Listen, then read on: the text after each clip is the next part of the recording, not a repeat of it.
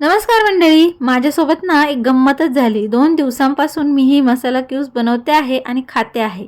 त्याचं झालं असं, की मी ही रेसिपी शूट तर करायचे, पण मोबाईल गॅलरीमध्ये ती शो होत नव्हती. ऑटोमॅटिक डिलीट होत होती. काय झालं काही कळालंच नाही. आज तिसऱ्या दिवशी ट्राय केली आणि सक्सेसफुली शूट झाली. चला तर मग वळूया या रेसिपीकडे.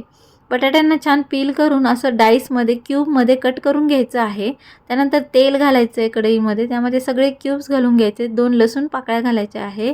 थोडीशी हळद घालायची आहे. चवीनुसार मीठ घातलेलं आहे. त्याला असं फ्राय करून घ्यायचं आहे. अगदी नरम होईल तोपर्यंत फ्राय करायचे आहेत बटाटे. त्यानंतर त्यामध्ये जिरेपूड, धणेपूड आणि चाट मसाला घालायचा आहे. पुन्हा याला फ्राय करायचं आहे. क्रिस्पी होईपर्यंत फ्राय करत राहायचं आहे. आणि आता यामध्ये गॅस बंद करून तिखट घालायचं आहे आणि त्यालासुद्धा छान असं फ्राय करून घ्यायचं आहे. सगळ्यांना आवडतील असे हे मसाला क्यूब्स तयार आहेत. तर एन्जॉय.